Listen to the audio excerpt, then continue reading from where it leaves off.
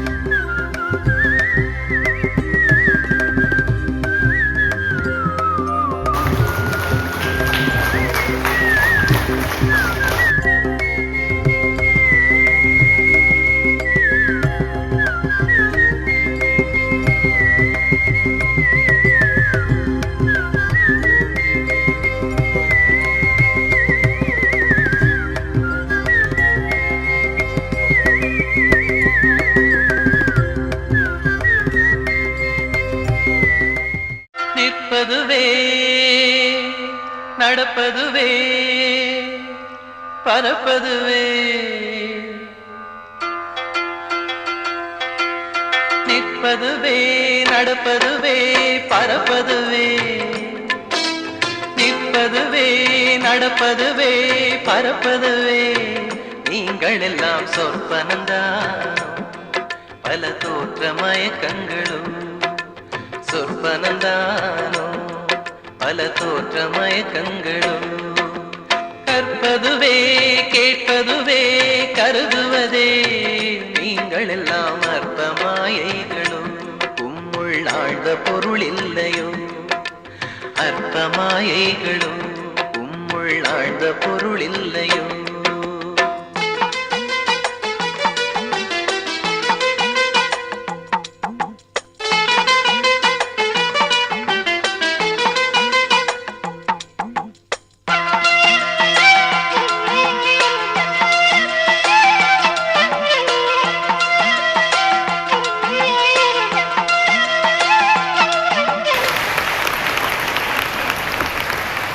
பண்டிதர்களிடம் இருந்த இலக்கியங்களை பாமரர்களுக்கு கொண்டு சேர்த்த பெருமைக்குரியவர் பாரதி என்பதனால் தான் இந்த பாரதி உலா நிகழ்ச்சி இங்கே நடைபெறுகிறது.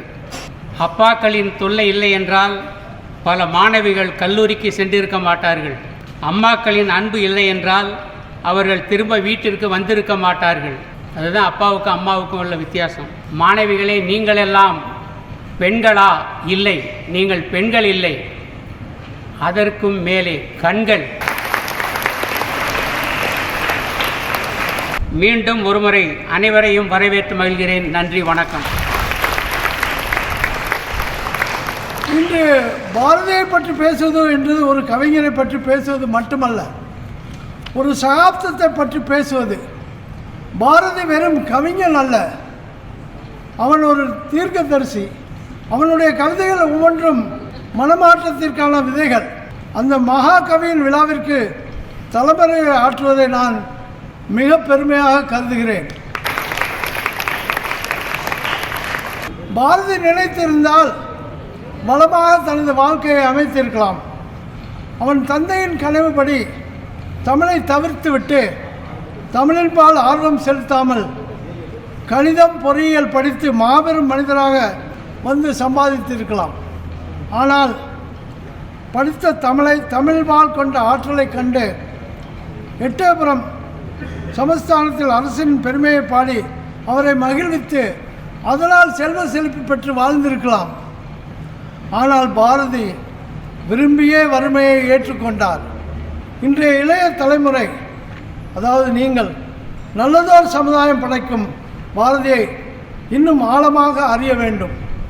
படித்தால் மட்டும் போதாது, அவர் காட்டிய வழியில் செல்ல உறுதி ஏற்க வேண்டும். பாரதியிடமிருந்து துணிச்சல், எதற்கும் பயப்படக்கூடிய தன்மை இருக்கப்படாது. விவேகம், எதையும் சிந்தித்து செயல்பட வேண்டும். அன்பு, எல்லோரிடமும் அன்பு பாராட்ட வேண்டும். அதுக்காக பஸ் ஸ்டாண்டில் போய் பையன்கள்கிட்ட அன்பு பாராட்டக்கூடாது. என அனைத்தையும் பெற வேண்டும். அத்தகைய பாரதியின் பெருமையை பாரதம் முழுவதும் கண்டு செல்லும் உன்னத பணியை திறம்பட செவ்வனே செய்து வரும் நமது உரத்த சிந்தனை அமைப்பிற்கு எனது மனமார்ந்த வாழ்த்துக்கள்.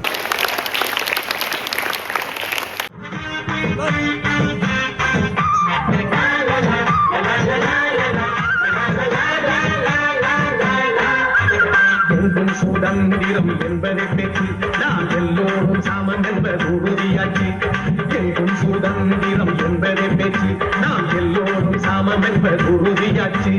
சங்கை கொண்டே வெற்றி ஊதுவோமே, சங்கை கொண்டே வெற்றி ஊதுவோமே. இதை தரணிக்கெல்லாம் எடுத்து ஓதுவோமே, இதை தரணிக்கு எல்லாம் எடுத்து ஓதுவோமே. ஆனந்த சுதந்திரம் அடைந்து விட்டோமே.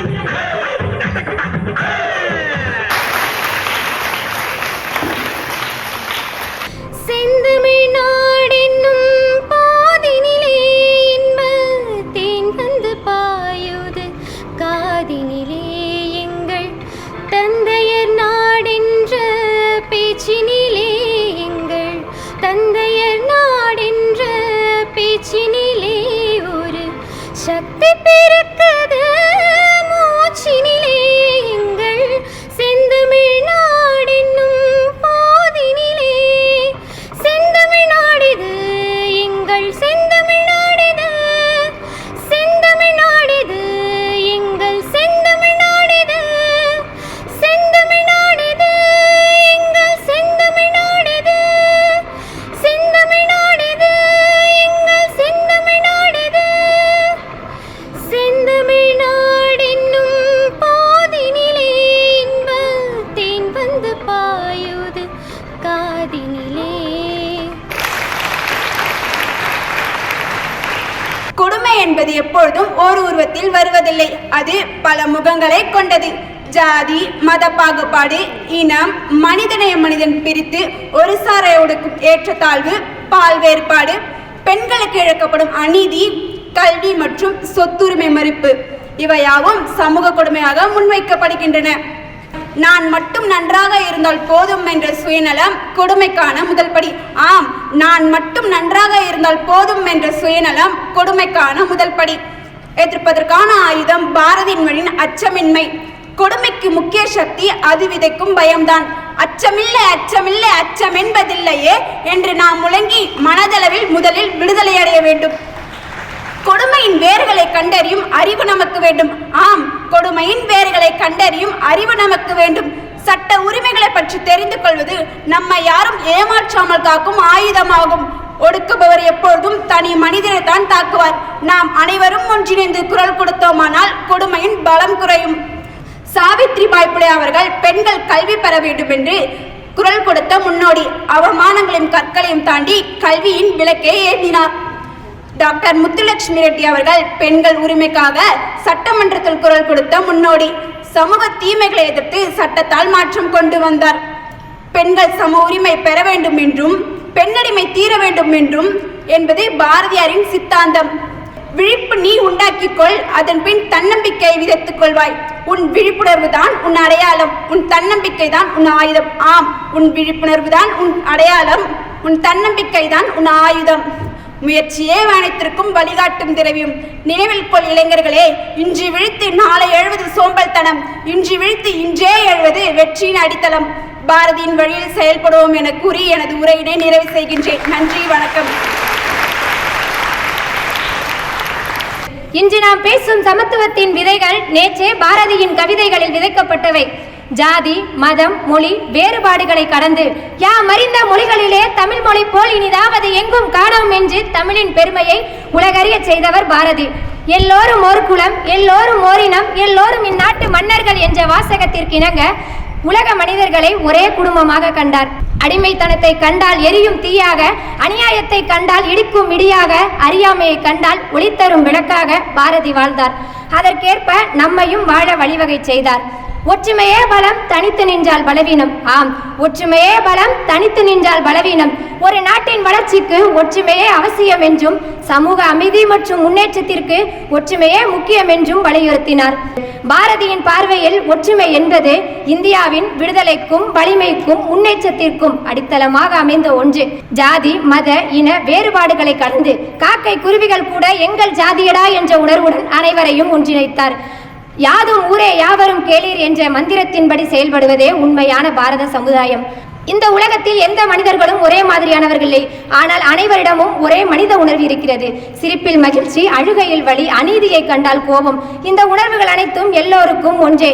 நம் இந்தியாவை பாருங்கள். பல மொழிகள் பேசுகிறோம், பல மதங்களில் பின்பற்றுகிறோம், பல கலாச்சாரங்களில் வாழ்கிறோம். ஆனால் நம்மை இணைப்பது ஒரே தேச உணர்வு. மொழி வேறாகலாம், மனம் ஒன்றாக வேண்டும். ஜாதி வேறாகலாம், சிந்தனை ஒன்றாக வேண்டும். ஒற்றுமை என்ற ஆயுதமே இந்த உலகை வெல்லும் மகாசக்தி. எனவே நாம் அனைவரும் ஒன்றிணைந்து வீட்டை மட்டுமல்ல நாட்டையும் உயர்த்த பாடுபடுவோம். எத்தனை போராட்டங்கள், எத்தனை உயிர் தியாகங்கள். அகிம்சை முன்பு ஆயுதங்கள் தோற்று போக மலர்ந்தது அல்லவோ நம் சுதந்திரம். வேற்றுமை எனும் மலர்களால் கோர்த்த ஒற்றுமை மாலையை நம் பாரத தாய்க்கு சூடி வணங்குவோம், போற்றுவோம். வாழ்க பாரதம், வளர்க பாரதம் என்று கூறி நல்லதொரு வாய்ப்பினை ஏற்படுத்தி தந்த அனைவருக்கும் நன்றி கூறி விடைபெறுகிறேன். நன்றி, வணக்கம். இந்த உலகம் போட்டி நிறைந்த உலகம். இங்கு ஒரு மனிதன் உயர்வதற்கு பணம் மட்டும் போதாது, பதவி மட்டும் போதாது, பிறப்பால் கிடைக்கும் பெருமையும் போதாது. மனிதனை உண்மையில் உயர்த்துவது அவனது திறமையே ஆகும். நண்பர்களே, ஒரு விதை மண்ணில் விதைக்கப்படும் போது அது உடனே மரமாகி விடுமா? இல்லை அல்லவா? ஆம், அதற்கு நீர், வெயில், பாதுகாப்பு, காலம் போன்ற இவை அனைத்தும் வேண்டும். அதே போல் நம்முடைய திறமையும் உழைப்பு, பொறுமை, நம்பிக்கை என்ற நீர் ஊற்றப்பட்டால் மட்டுமே வெற்றியின் மரமாக வளரும். இன்று இந்தியன் என்றாலே அறிவு, உழைப்பு, நம்பிக்கை என்ற அடையாளம் உருவாகியுள்ளது. உதாரணமாக அறிவியல் துறையை எடுத்துக்கொண்டால் டாக்டர் APJ அப்துல் கலாம் ஐயா அவர்கள் ஒரு சாதாரண ஏழை குடும்பத்தில் பிறந்தாலும் தன் கல்வி திறமையாலும் அறிவு திறமையாலும் இந்தியாவின் ஜனாதிபதியாக உயர்ந்தார். இந்தியாவை விண்வெளி துறையில் மிக உயர்ந்த நாடாக மாற்றினார். இந்திய மருத்துவர்கள் இன்று உலகம் முழுவதும் சேவை செய்து வருகின்றனர். இன்று வெளிநாடுகளில் இந்தியன் டாக்டர் என்றாலே நம்பிக்கையின் பெயர். உயிரை காக்கும் அந்த கைகளுக்கு நாடுகள் கடந்தும் மரியாதை கிடைக்கின்றன. அங்கு நோயாளிகள் மட்டுமல்ல, அந்த நாட்டின் அரசும் இந்திய மருத்துவர்களுக்கு மிகுந்த மரியாதை வழங்குகின்றன. குறைந்த செலவில் சிகிச்சை, உயர்தர மருத்துவ அறிவு, இதுவே இந்தியர்களின் அடையாளம். கல்வித்துறையில் இந்திய மாணவர்கள் IAS, IPS போன்ற பல்வேறு துறைகளில் மென்மேலும் உயர்ந்துள்ளனர். இன்று வெளிநாட்டு பல்கலைக்கழகங்களில் இந்திய மாணவர்கள் மிக உயர்ந்த இடத்தை பிடித்துள்ளனர். உளியின் வழி பொறுக்கும் கற்கள் தான் சிலையாக முடியும். விதியின் சதி உடைக்கும் திறமை தான் மேனிலை அடை செய்யும். ஆகவே தோழிகளே, ஒவ்வொரு தனி மனிதனும் வெற்றி பெற முயற்சியும் பயிற்சியும் வேண்டும். அதாவது மேனிலை அடைய இலக்கு தேவை. இலக்கு நோக்கி பறக்கும் பறவைக்கு சிறகுகள் வலிப்பதில்லை என்பதை உணர்ந்து பயணிப்போம் வெற்றியை எட்டும் வரை. பெண்ணுக்கு சம உரிமை கேட்டவன் மட்டுமல்ல, சம தலைமைக்கே தகுதியானவள் பெண் என்று உயர்த்தியவனும் பாரதியே. பெண் என்பவள் வெறும் அழகின் உருவம் அல்ல, அவள் அறிவின் வடிவம். இறைவன் பெண்ணுக்கு ஞானத்தை வைத்ததால் தான் இந்த உலகம் சமநிலையுடன் இயங்கி வருகிறது. ஒரு பெண் குழந்தையாக இருக்கும் பொழுது கற்றுக்கொள்ளும் ஆர்வம், மாணவியாக இருக்கும் பொழுது அறிவை வளர்க்கும் திறன், தாயாக இருக்கும் பொழுது ஒரு தலைமுறையையே வழிநடத்தும் ஞானம், இவை அனைத்தும் பெண்ணுக்கே உரியவை. பெண்ணின் கைப்பிடியில் உலகின் எதிர்காலமே இருக்கிறது என்று சொல்ல காரணம், ஒரு தாய் தன் குழந்தைக்கு தரும் அறிவும் நல்லொழுக்கமும் தான். அதுவே நாளைய சமுதாயத்தை உருவாக்கும் ஆயுதமாகிறது. நமது தேசத்தந்தை அவர்கள் கூறியது போல ஒரு பெண் கல்வி கற்றால் ஒரு குடும்பமே கல்வி கற்றதாகும். எனவே இறைவன் பெண்ணுக்கு ஞானத்தை வைத்தான். சாவித்திரிபாய் போன்ற முதல் பெண் ஆசிரியர்கள், ராணி லட்சுமிபாய் போன்ற வீர தாய்மார்கள், டாக்டர் இந்திரா காந்தி போன்ற துணிச்சலான தலைவர்கள், இவர்கள் அனைவரும் தங்கள் ஞானத்தால் சாதனை படைத்து வருகின்றனர். இன்றைய காலத்திலும் கல்பனா சாவ்லா, PV சிந்து, மித்தாலி ராஜ் போன்ற பெண்கள் தேசத்தின் பெயரை உலக அளவில் உயர்த்தியுள்ளனர். பெண் என்று குடும்பத்தின் முதுகெலும்பு மட்டுமல்ல, சமூகத்தின் முன்னேற்ற சக்தியாகவும் திகழ்கிறாள். ஒரு பெண் தாயாக இருக்கும் பொழுது தியாகத்தின் உருவம், மகளாக இருக்கும் பொழுது அன்பின் வடிவம், மாணவியாக இருக்கும் போது கனவுகளின் சிறகுகள், தொழிலாளியாக இருக்கும் பொழுது தன்னம்பிக்கையின் அடையாளம். சவால்கள் பெண்களில் வாழ்வில் அதிகம். ஆனால் அந்த சவால்களையே சாதனைகளாக மாற்றும் வலிமை பெண்களின் வாழும் தன்மையில் சிறப்பு. இன்றைய பெண் அடக்கம் மட்டுமல்ல, துணிச்சலையும் கொண்டவள். பொறுமை மட்டுமல்ல, மாற்றத்தை உருவாக்கும் சக்தியும் கொண்டவள். உண்மைதான் அல்லவா? வரலாற்றை பாருங்கள். ஔவையார் தனது அறிவால் தமிழ் இலக்கியத்தை உயர்த்தினார். வேலுநாச்சியார் தனது துணிச்சலால் எதிரிகளை வென்றார். பெண்களின் அறிவு என்பது வெறும் புத்தகங்களில் மட்டுமில்லை, அது அனுபவத்திலும் உள்ளது. சிக்கல்களை சமாளிக்கும் திறன், பல வேலைகளை ஒரே நேரத்தில் செய்யும் அறிவு, முடிவெடுக்கும் புத்திசாலித்தனம், இவை அனைத்தும் பெண்களின் அறிவின் அடையாளங்கள்.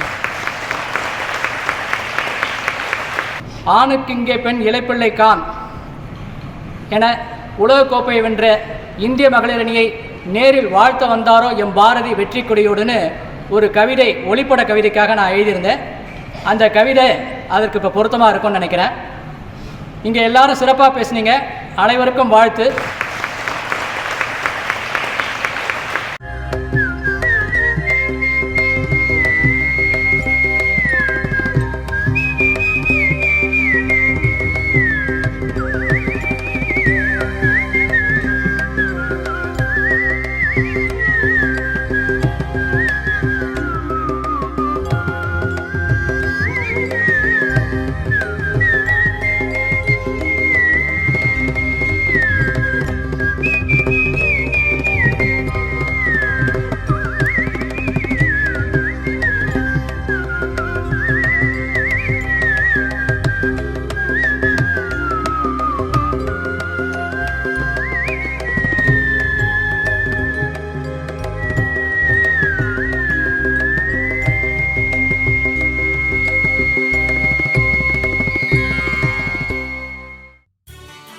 பாரதி உலா 2025 பாரத நாடு பாருக்கெல்லாம் திலகம்.